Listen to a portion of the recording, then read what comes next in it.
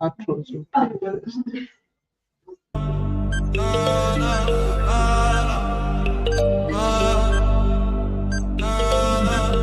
Okay.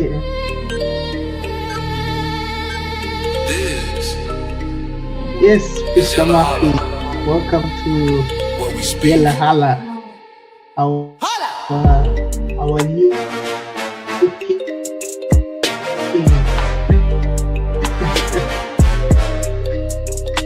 You got some plans, you have to hit me direct. So you are schooling.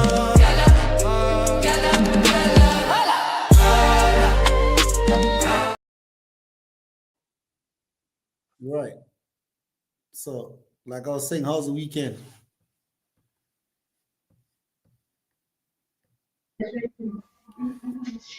Weekend didn't craft, digital craft, but you know how it is. It was okay. I took the kids to some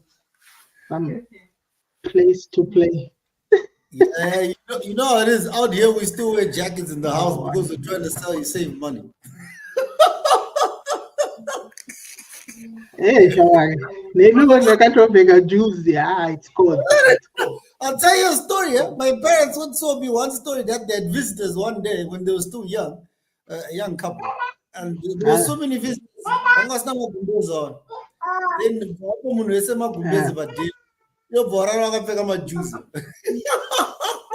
so every time I'm wearing a jersey in the house, I'm always thinking, think of that struggle continues. You think of that story. Yeah. Yeah, man. Yeah.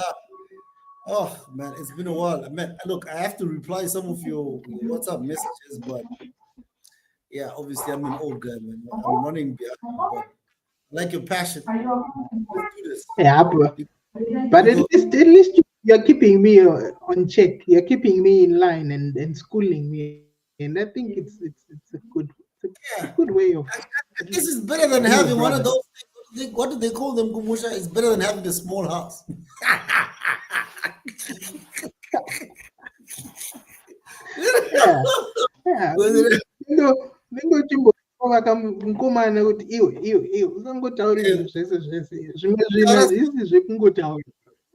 No, man.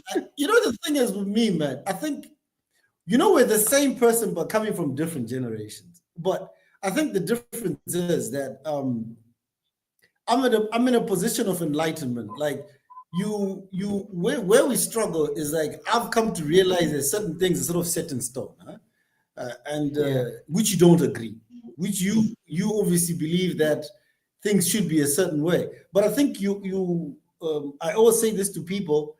The very first election, when Morgan Tsvangirai came, there was a Kenyan news channel that came that was interviewing us, and I vehemently said, I think the country is ready for change. I think the people are going to speak. Blah blah blah. I said all this stuff, but if you go back and then you ask me now, and what I know now, what I understand about politics, governance, relations, geopolitical relations, and all this stuff, liberations. Economic power bases and all this stuff. If you put that together, that's why you get me thinking the way I think. Okay. Okay. So it's not to disqualify anyone's position, but it's sort of like to bring in perspective to say, how do we then shy away from being emotional about stuff, but actually being factual about it? Because the truth is, the facts are painful. Like the reality is very painful. In as much as you'd say, that's the one thing, the reality aspect. And then for me, it's measurement. If you can't measure it, you can't prove it, neither can you change it. You know what I mean? I mean, I must give you after. If you can't say, I product did both. You know what I mean? Yeah. Tell us, how did you come about to say project?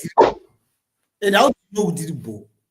And then kind of complain, then how you say good, but mass complaining because it's you don't pay 0.23 grams. You understand what I'm trying to say?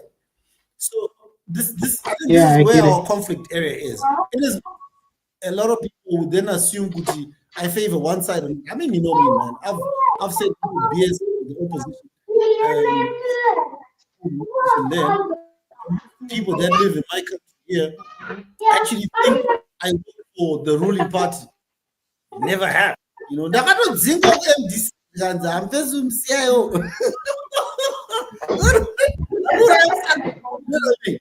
but it's because people don't want to be told the truth. You know, it's synonymous with any outfit. That I just laid that out.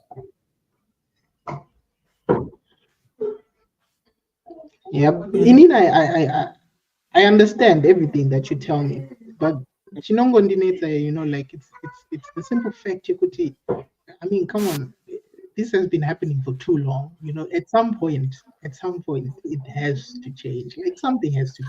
Again, measurement. What is too long? How do you measure too long? You're right. From the time you were born, you only know ZANU-PF as the ruling party. True. That's too long. How old are you? I'm 46. Huh? You see, that's too long. That is too long. I don't know, but I mean, why? Okay, if I was a ZANU-PF person or somebody who's benefiting from the system, I would say, why would you change a winning formula? I mean, it's working. The country is not closed. The people are a lot wealthier. Well, there's a lot of people that are struggling, but there's equally a lot of people that would have never been this well off if ZANU-PF wasn't in power. So I mean, how do you say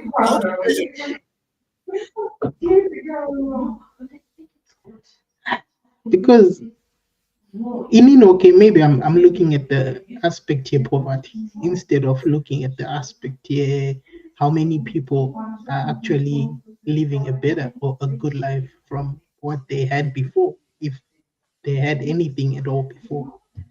Okay. Yeah. So okay, I would look at it in my own. Well, my own will be a bit shaky, but yeah. No, but I mean, in your situation, because you if you've got substance to it, then it's valid. Because you know, my mom has been here for the longest of time, from when I was like a kid with him until that's so it will be a bit different on my part because maybe you know, because at least my mom would provide. Okay. You know? Yeah. But then it's not good and do you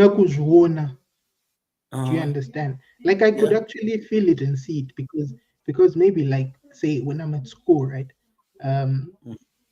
I'd have something and it would be so boring to actually wear it because do you understand what I mean? Like I'll be the only one in that position.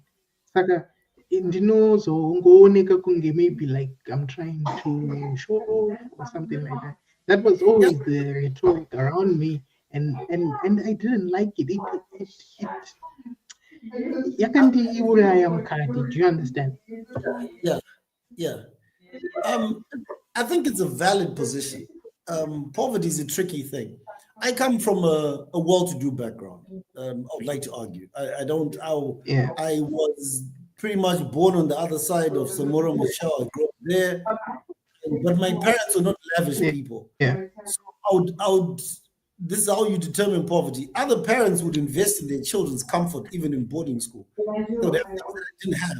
But I had grown to understand certain things are not so important. So those people thought I was poor. But I was looking at them thinking, these poor guys, they've got time for things that don't matter. So there's a difference. There's difference in perspective. You know what I mean? Like when I was growing up, coming to school with the food chicken was, these guys are doing well. I never went to school with the food chicken. Maybe once. I wouldn't know. But it was basically raspberry madogi, those funny biscuits, a couple of whatever stuff. And that was it. My dad couldn't afford it. but it was actually unnecessary. You know what I mean? So for me, poverty was equivalent to poor priorities. That's how I looked at it. So it's we come from different.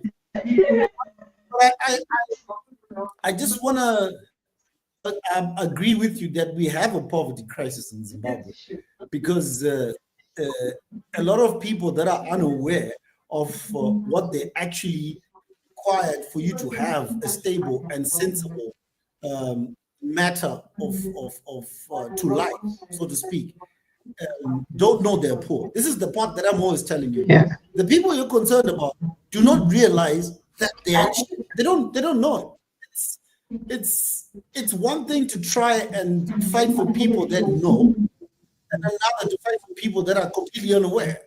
You know, Sabatina.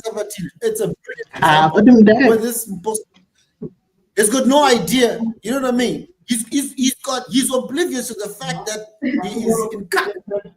So him, the height of his moment is a two-piece. So you can't fight for that guy, because when you do that, you think that two-piece. You see what I mean? Yeah, okay, yeah, I get it. But then ndinongofunga kuti sevanhu okay vawana two pizza nhasi. What about mangwana? Do you get it? Waiwana nhasi komangwana? How do you measure mangwana? You see, we live in Europe, okay? And I always say this to people. For me, a good week was making it to Friday, having my budget for my nonsense budget, and enough fuel for Monday. That was me doing it well. Right now, if you ask me, tomorrow is 5:67, because I live in a different world. Because I used to matter then. Yeah.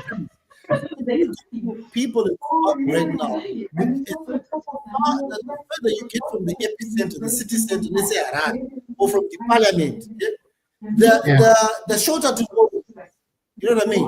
If you go to Kitsatoto, you know, these guys don't even have, they never touch money. They don't even see the need. And I've got the minimum veg in the WF that's their life. So for you to tell them it's different, what you don't realize is they don't have access to information to see other worlds. And everything that we see, okay, it comes with a lot of, you know, SMTV. I mean, so who come from those areas, then achieves a different position and can enlighten others. Then others will be like, I also want to be like him. That's sort of the way I see it. Because I don't understand. Yeah. Because the other thing that I don't understand, right? For example, we have someone like the VP. He is talking about corruption and trying to at least do something about it. I'm not saying he's an angel himself, but then I'm thinking at least he wants something done. He's not thinking about himself and the guys who are on his level. He's thinking about the guy who's at the bottom. And I think that's what's important right now in Zim. Because I don't get this aspect. And then people now have this belief, you know, you can go on a Mutare pazimex. I mean, is that how we should be living, or at least that? Yeah. Okay. Let me say this. There's a progressive decay to any system. When anything is new, people resent it. Okay, and then there comes a time when it becomes familiar. It's like anything. In short, you just get used to it. I want to give you this example. Okay. Roundabout when Kabila, the junior Kabila was getting out of power, the average, the middle, I think median age in the DRC was 27. All these people had never known any other head of state besides the Mdara, Kabila, and his son. So whatever the mechanics to how was running on was all these people knew. Now, I'll bring it home. Ever since 10 years, maybe let's say 12 years ago, the only image or impression of our administration had Emerson Mnangagwa in it. And they came in Chiwenga as well, with the soft coup and all this stuff. When they came in, their entry was very much welcome that November, okay? Of which I was the one people was like, yeah, okay, maybe, Darakura, maybe what that's just like an internal squabble. Because I always we've got no idea what's going on. We just deal with public domain. But then came in the Mbinga thing that people wanted bio in prison. Where is he getting his money? Hey, what not? Then I've told you about the principle, the Stalin and the chicken principle. There's only versions of it. Eventually, those that were complaining about all these car issues and Binga issues had nothing to do. This is where it gets tricky. You are just offering a signal. But the question is, what is right? Those who claim to have more alternative have nothing to offer. So the Mbingas in them, the system was tabling resolutions and solutions, and they started touching on every key person that affects the people. It's their strategy, and I think it was beautiful because before you know it, everybody was waiting in line. Because when you used to run to for help, whether church, whether Kupi, and came Corona, it killed the church system, killed all social systems. Before you know it, people who didn't like it were your point of refuge. Now every single person is waiting in line for that car. And when they give a car to you, if they gave me a car, it's also yours. They'll say, we now have our car. So it's their game plan. Those who see otherwise have got nothing. So you can't blame the people for what happened when we are saying this is wrong. What offer? In Zakamdara, the thing is, for example, we heard about the dossier, right? And the dossier simply tells us that Mari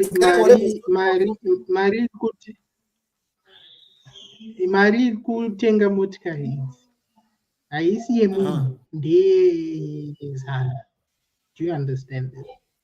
And if you then look at it in a certain way, you then realize until ZANU-PF inoita my investments and things like this, it's probably the richest party. ZANU-PF is actually richest. I think exactly. Yeah, and that's what the dossier says. It says that ZANU-PF has got a stake in my shares to Sakundi. Okay. And but then if they're using money to campaign for themselves, where's the problem?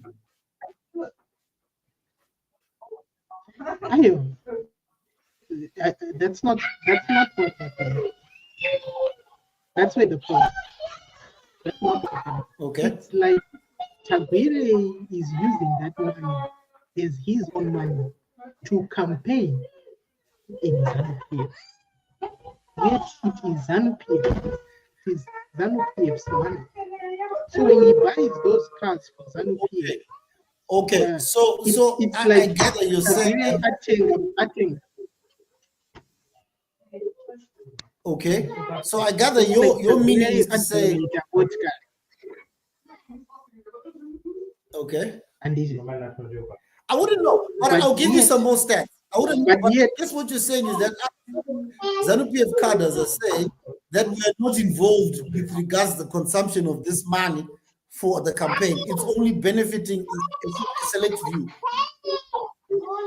Exactly. It is actually benefiting a select few to then change how people, to then change the structures within ZANU-PF for self-development. Okay.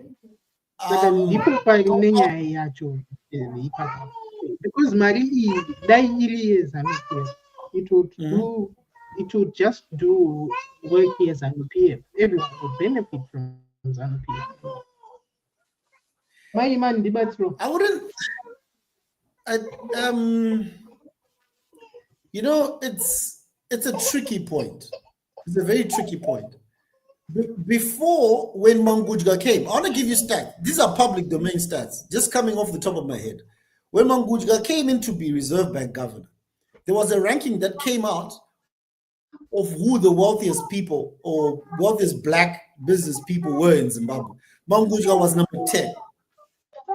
Tagwire was number 6. Okay. And number 7 was equally his age mate, the Regan guy. Okay. And there were other people on that list, Mtasa and all these people. That's like years ago. So arguably, people like Tagwire them have been in business forever. And since they're in business, they are open to have investors, whether it's ZANU-PF or whoever who buys into their shareholder. Where we have a challenge is, I think, this is the ZANU-PF internal squabble that is now consuming the whole country. The challenge is that oppositions or whichever fraternities have got no money. This is what I've always said to people. The challenge is that whoever sees otherwise is bringing nothing to the table. Let me just be quick and put you onto one thing.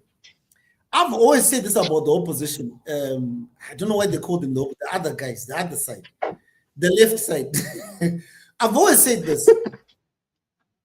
There was one point that proved that the opposition has never been relevant in Zimbabwe is when we had the G40 story, the Lacoste story, these two stories. And the loudest voice in Zimbabwe was Grace Mugabe.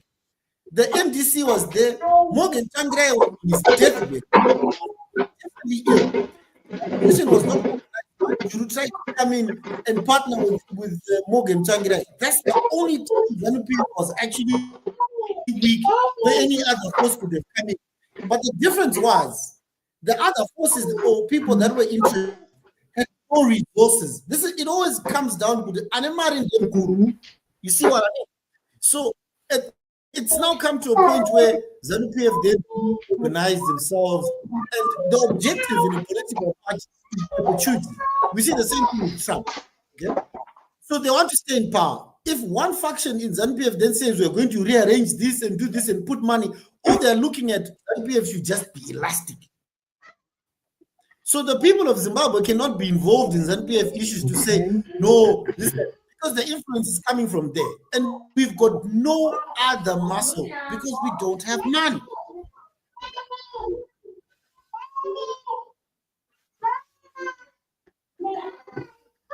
But Mnangagwa, you also have to consider Zwandino guarantee.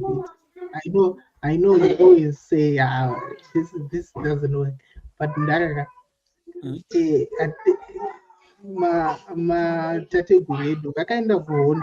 they didn't go for this. They went so that everyone benefits. They died for the belief every Zimbabwe is going to benefit. But manje, that's not what's happening. So in this is why I say, actually, I don't say kuti mukuru changes from the struggle. No, I actually, the whole entity itself, changes. Changes because the struggle was not about this. Okay, so I think when we talk about the struggle, one thing about liberation struggles, they're very,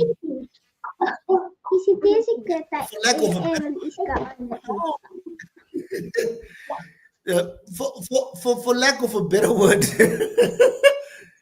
liberation struggles are very ignorant. Okay, because what runs a country is way more than your need for freedom. Okay. Let me say this some other aspects.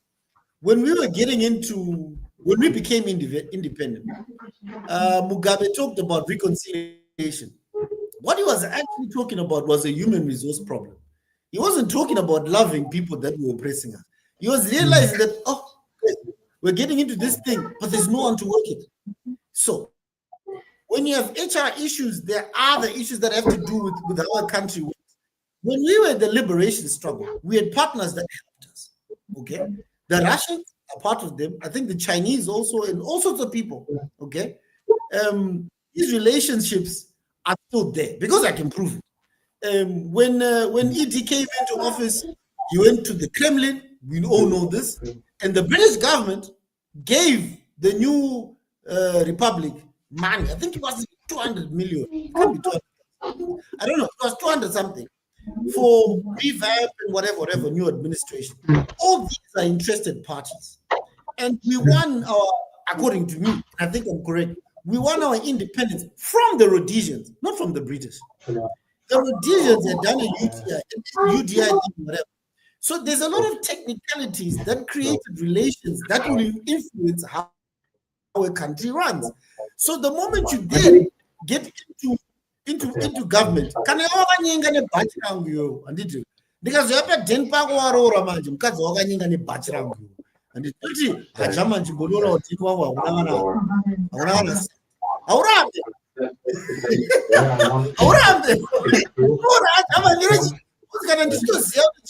No, first yoga, you could take a yoga zorora, but you are meeting some people. You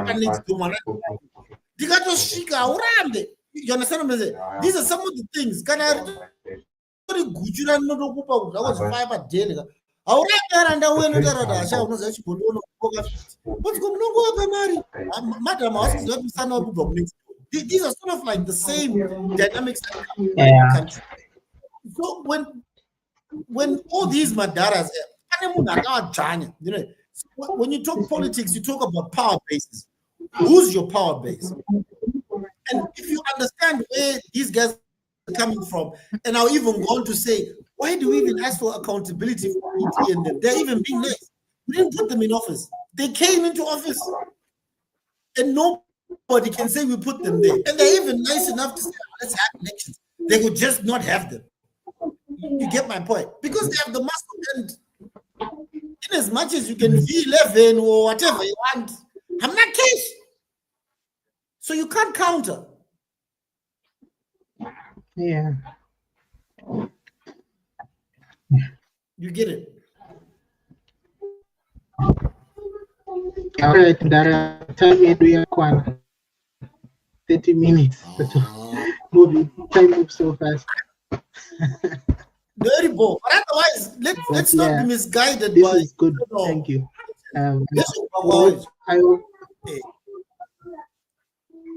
Closing remark yangu unoona kunzi ngokukadze panenge ngawachizhamba uchifunga kuti ari kurohwa iwe watanga kurohwa wako usingazoti no ari kushandwa serene next door. It's been good, man. It's been good. Let's talk some more. Yeah, let's do it again. I knew you were going to come up with something crazy for your closing. You know how my mind works. But yeah. But it's always a pleasure. It's good to see different perspectives. All right. And we need to be able to be very objective in our thinking and mind information that comes in the public domain. If we're not objective, we're always going to be compromised as a people. But the country is ours. It doesn't belong to anyone. And we need to pay attention to the things that make us who we are. And tomorrow is a very long thing. It's not measured in months, or years. It's generations. Yeah. Yeah. All right, Mnangagwa. Thank you, and see you on the next one. Disappoint you. No, everything went well. Go on, Chura. Go on, so talk later.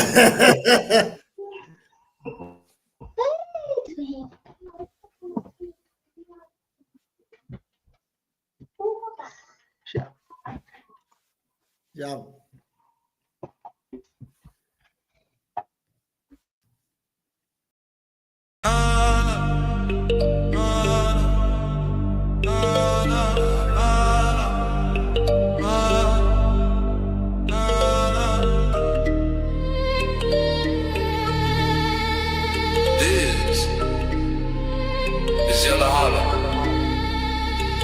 speak.